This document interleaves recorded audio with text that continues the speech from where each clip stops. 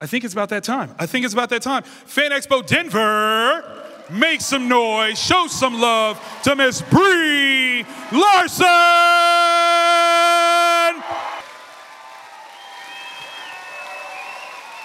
Hello, hello, welcome, join us. Hi, everyone.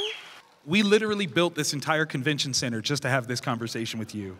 And all these people I highly doubt that, but thank you. I'll tell my mom that that's what the truth absolutely. is. Let her know, let her know. Okay, so you even took like acting and making movies, telling stories really, so far that you were doing this in your garage, like as a teenager, as a kid and a teenager, is that right? Yeah. It was like my own summer program that I would make for myself, which was enlisting I would write a script on my computer, and then we would hang up sheets in the garage, and over the summer we would make this movie, and I would edit it, and it was like with my sister and my cousins, and that ended up usually being like our Christmas present. Like we would make it into a DVD and give it brilliant. to Yeah, it was good. No, that's absolutely amazing. Okay, so I want your younger self to know that you've gone on to acting and won Academy Awards, things like that, you know, little things. Right? But did you have a favorite of that garage era filmmaking series? Well, okay, so the family favorite, which will never see the light of day. Whoa, okay? Never see the light of day, is called Chicago. And it was my own take on the film Chicago, which had just come out, and I was obsessed with it. Yes.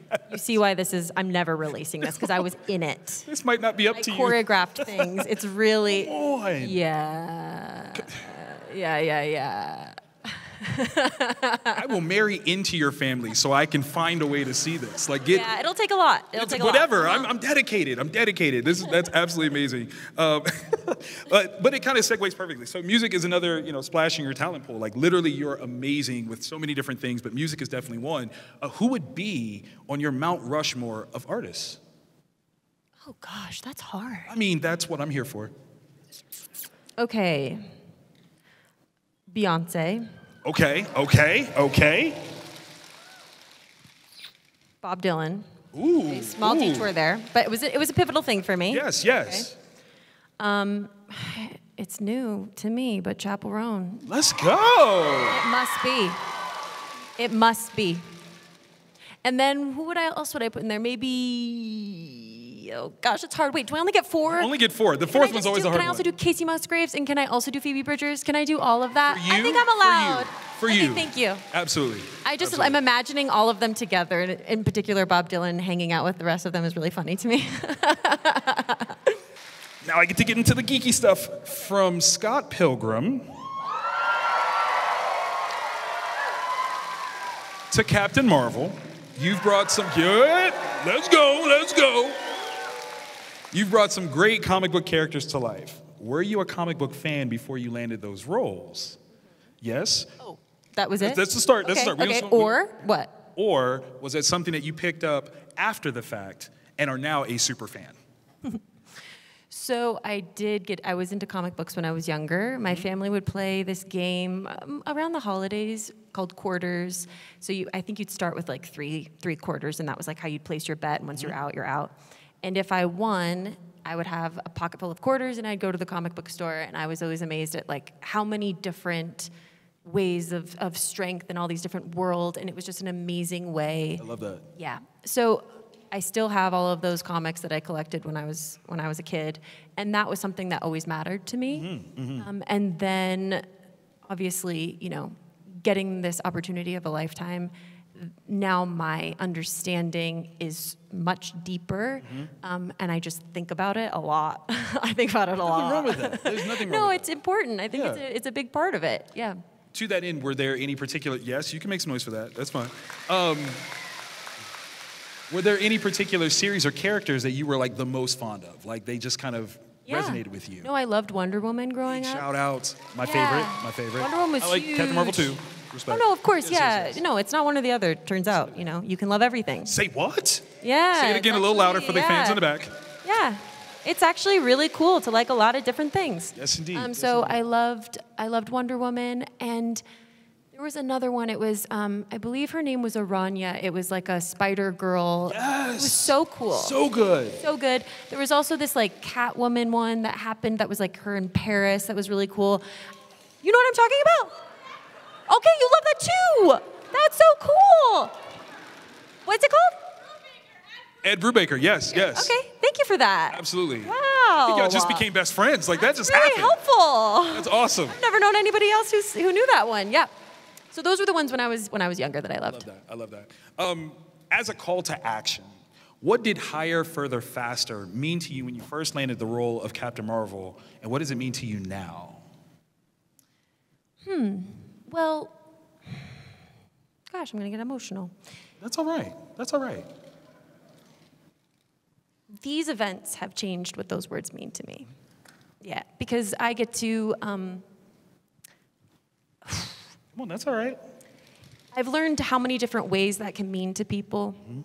And when I was making the film, all I wanted was to create a symbol and some phrases, a language that people could take and use, and it meant empowerment, it meant strength, it meant that they could do it. Yes. That they had nothing to prove. And these are the events where I actually get to understand that that is happening. Yeah. Because you may think that I understand, but I really don't, because I'm not there when you're in the theater. I'm not there when you're talking to your friends.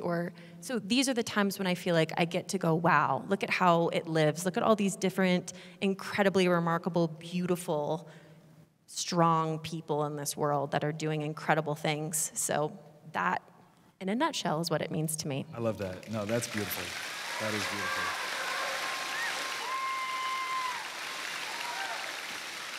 And with Captain Marvel, the first portrayal, you took great aims and effort to stand up for women. And I think in the Marvels, you did so in a way that was very inclusive of other minority voices, women of color, women of different ethnicities, religions, things like that. That's right.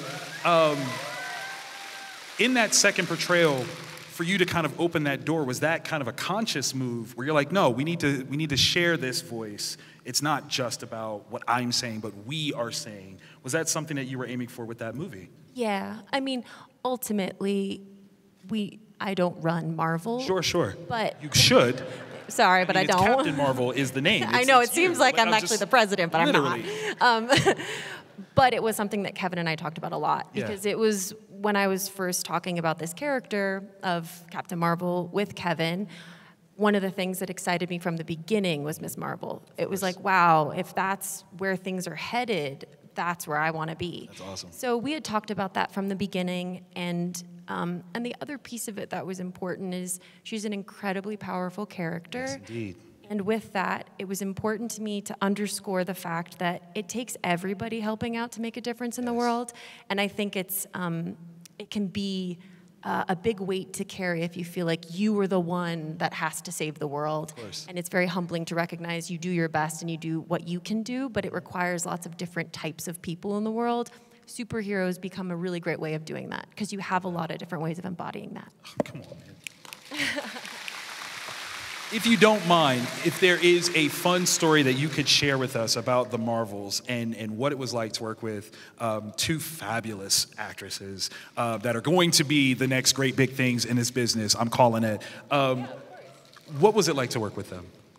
Oh, it was so wonderful. And Nia as well, who I feel like is, a Marvel as well. Mm-hmm. She's a huge part of it, of this super group that we had. It's just the time of your life, really. It's, I think, to go from the first film where it felt very much like a solo journey for me. Like I would always have other people to play with, but nothing consistent. To have these other women who had so much intelligence and thought and care, and to be able to like work with them and like literally be teaming with them. The rehearsals were really fun. We spent a lot of time just like dreaming up with the switching, like when they're first learning how to switch. Awesome. All the funny ways we could do it, of like how we would actually in real life want to prank each other, and those things ended up being in the movie.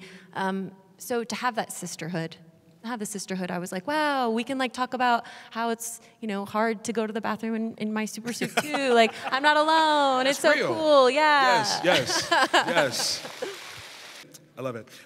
Okay, so we had some fans submit some questions from online, and I don't know if they're in the room, so if they are, you're more than welcome to make some noise if we read your question. So we have from Mountain Meg 13, who's on Instagram, asks, what was your most memorable off-screen moment with Tiana and Imani when you were filming the Marvels? Oh, well, okay. I can talk about this. I think the thing that we probably laughed the most about, still laugh the most about, was there was a moment where Tiana was supposed to jump and fly into the air, and and she just, I think, was really focused and forgot that you have to like close and kind of tuck your legs. And so she was in this sort of like splits going up. And so it was just like this very cool, like superheroes, let's go. And then she was like going up. And I was laughing. Iman and I laughed so hard we couldn't like continue. And Nia had to be like, okay, go walk around the block and come back. Because it was like, we kept asking them to play it over and over again. It's hard to really do it justice unless you see it, but it was spectacular, spectacular. Yeah. That's a good one. That's a good one. Oh my God. Katie Bryant from Twitter asks, what was one of your favorite scenes to film in the Marvels? Oh, I loved all the Aladdin stuff. Oh, yeah. It was, someone else liked that too. I wasn't sure if that was joy or pain. I know, it was a lot. There was just like something really came out. I get you, I get that. It took a lot of rehearsing. And it was such a strange, I remember when I first got the script and I saw it and I was like, you're not actually gonna do this, right? And they're like, no, we're doing this. I was like, what?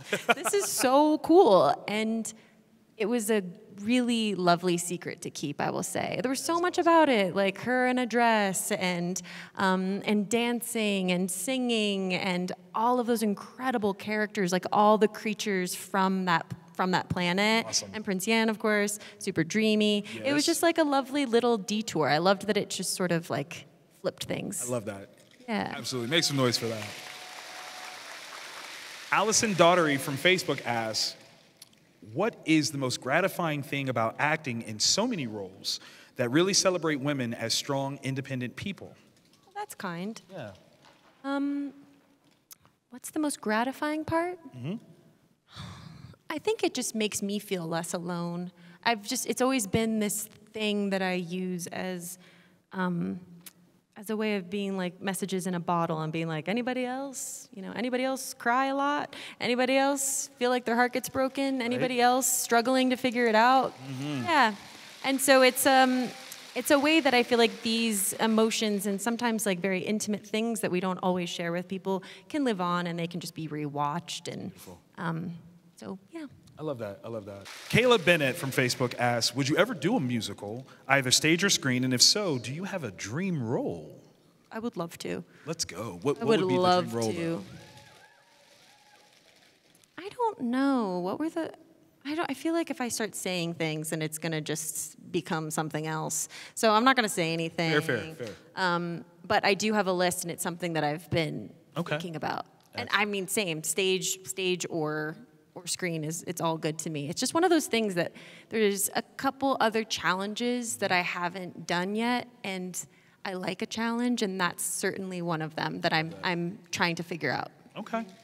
I look forward to you conquering that. Thank you. Thank you. Soon. Chelsea Turner Perez said, during your time on the projects that you have directed, how have you prioritized self-care for not only yourself, but your fellow cast and crew? Self-care's hard. It's now become a really big part. Whenever I have people that are like, I want to be an actor, what's your advice? I'm like, really learn how to take care of yourself at the end of the day, because I think we care so much. All technique and all of these things are about actually performing, but then we don't discuss that then sometimes you end up like in a hotel room in a random place feeling very lonely, and you're like, what was that? That was really sad, or that was really hard, because you're still kind of living it, even though it's not your life. So it changes, but it can be very simple. On some jobs, it's just like, taking the wig off can do wonders. Hey. Taking a suit off can do wonders. Taking a bath can do wonders. Yes. Watching Drag Race can do wonders. Come on now.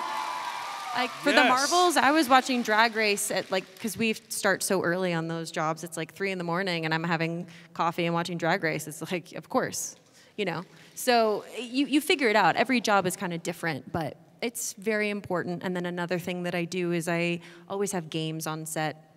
So Uno or Spotted or code names, whatever. And those are great ways for people to play and hang out and like move through things. That's wonderful. Yeah. Everybody should have like games with them on all times. Like just carry a deck, carry a deck. The last question, and this one arguably the most personal thing I have uttered on this stage. Daniel Burdica from Facebook asked, if you wanted to get your name changed to any cheese other than Brie, which cheese would it be and why? Mimolette. Whoa, hold up. Say that one more time. Mimolette. Ooh. That's spicy. I like it. I love that you had an answer. Like, you're like, no, I've thought about this. Are you kidding me? I've had my name this whole time. You think I haven't thought about it myself? But you get enough puns in my life, you start thinking about it.